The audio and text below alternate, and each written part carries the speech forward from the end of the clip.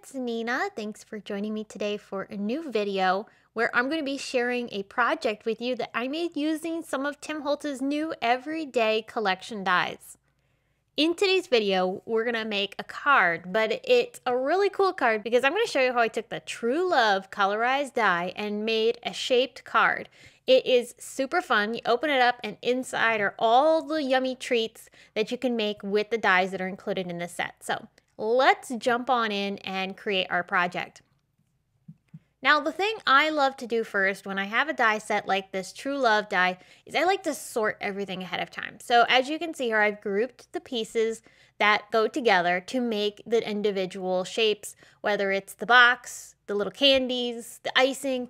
I sort it all out, figure out which dies go where. This helps me when I'm die cutting and assembling to know which pieces go with what.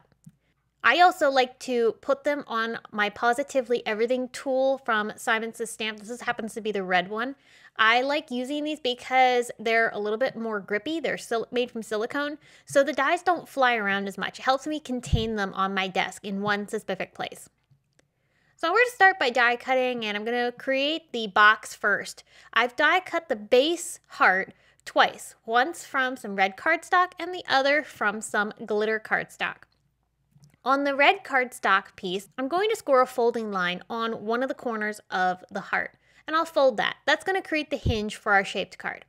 I put a piece of double-sided tape right on top of that area, remove the release paper, and then I'll sit the glitter heart right on top of that. So now we've just created our shaped card. So the glitter part is the box top, and then the red cardstock interior is the inside of the box. Now the inside of the box actually has multiple layers that create a very dimensional looking effect. And for something like this, I really like using microdot sheets to help me adhere everything together because it makes the assembly process a lot faster.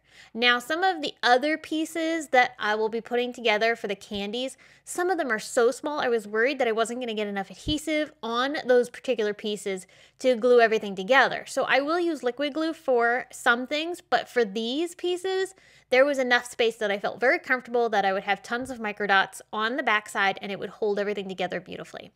So I'm just going to trim off the excess that's running into the fold of my card, so that way this will cleanly open and close and it won't get impeded. There was also one more thin layer that went on top of that box, and that completed the card itself. So our card is already done. I mean, how easy was that? Now let's move on to some die cutting of the candy pieces. So all of the base layers I'm going to cut from some Nina Desert Storm, and I'm actually going to ink blend on these pieces to give them some dimension. You could also cut them from two different colors of brown cardstock if you wanted the cardstock to give the shading, but I thought some ink blending would be fun. Now for any of the wrapping layers, I am going to do colored cardstock in two different colors. So the edges of the wrapper, I'm actually going to cut from the lightest color, and then the interior portion of the wrapper is going to get cut from the darkest. I did that from both pink and also red colors. For the icing, I used Simon's Stamp white glossy cardstock and also some colored cardstock here and there to create a really cool icing effect. So for those cute little candies, I brought in some MOCHA ink from Simon's Stamp and a Simon blending brush, and I'm ink blending over top of that Nina Desert Storm to create some shading. All of the assembly is going to be very similar no matter which shape you're die cutting. So for this particular piece, I'm die cutting the heart and also the round candies. You're going to take your little outer layer, which is cut from the lighter color of cardstock, and glue that onto the base layer of the wrapper. We've just formed our wrappers at this point, and this is what's going to house our cute little candies, which we cut from the brown cardstock. For this, I'm using liquid glue and tweezers to really help me make sure I get all of these pieces assembled down in the correct places. Like I said, each candy has two brown layers, so the base layer and then the piece on top creates that dimensional effect for these candies. It looks really cool. Icing, of course, is the finishing topper, and I love that there's so many icing options. You can do hearts, swirls, squiggles. It's a lot of fun. So you can mix and match these on your candies and create some really cool effects. I always like having a towel handy so I can dab up any glue that squishes out the edges. Simon's Stamp's Craft Tacky Glue doesn't leave marks on your paper if it squishes out the sides, so I really like that because these dies are very delicate, so you're always constantly fussing with them until you get them in the exact location. So you're gonna make a whole bunch of those candies. You're gonna repeat the process over and over and over again until you've made enough that fill your box.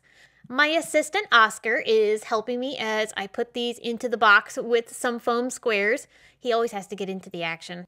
I'm using Simon Says Stamp Thin 3D foam squares for this because I didn't want them to be too bulky so that it kept the door of my card open too much. I kind of liked that it gets lifted up just a little bit by the dimension. It kind of reminds you of a box of chocolates you have kind of cracked open, seeing what's inside. But look at this, isn't this cool? We're almost done, not too much more to do, but I want to decorate the front. So I'm pulling out the Gentleman dies from the Tim Holtz Everyday Collection, and I'm going to cut this one here from some black glossy cardstock from Simon Says Stamp. I'm also going to die cut a bow tie from the Tailored die set, also in the same Everyday Collection. And I'm only going to use the bow tie and also the knot. I'm not going to use the collar. That is not needed for this because it's actually a tad too big for him. But I thought the giant bow tie looked absolutely awesome. So I used holographic red cardstock from Simon Says Stamp to die cut this from. And this looks absolutely awesome on top of our glittery box top. I used black foam squares from Simon Says Stamp to attach this down so he has some nice dimension. And we're going to chop off anything that's hanging off the sides so everything's nice and clean, has really nice crisp edges. I used Simon Says Stamp fine detail scissors for this. Okay, to embellish our gentleman even further, I did bring in some metallic gold and silver droplets from Tim Holtz. I only used the silver, but these buttons look really classy on top of his black jacket. And then a sentiment was created with Simon Says Stamp's Love You script die. This is so pretty. I thought it would look absolutely gorgeous cut from some matte silver cardstock. That matte silver is not only going to jump off of this glittery box top, but it's also going to look so good against those silver buttons. I think this is a perfect finishing touch on the card. But we have to complete the interior. I need a sentiment on the inside. I can't just have it love you and then a box of chocolates on the interior. So I pulled out these Sassy Love sentiment strips from Simon Says Stamp and CZ Design, and I picked this Sweet Thing greeting. I think this looks absolutely perfect inside. It completes the message that's on the front. So you've got love you and then Sweet Thing on the interior, which goes so well with the chocolates.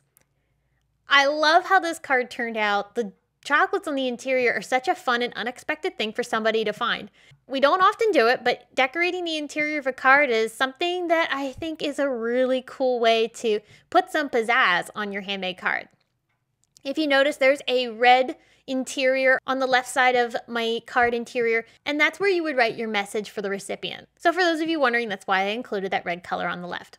If you're interested in any of the supplies that I used today, they're all listed below in the video description or over on the blog, so be sure to check that out. So until next time, friends, I hope you have a fabulous day, and thanks for watching.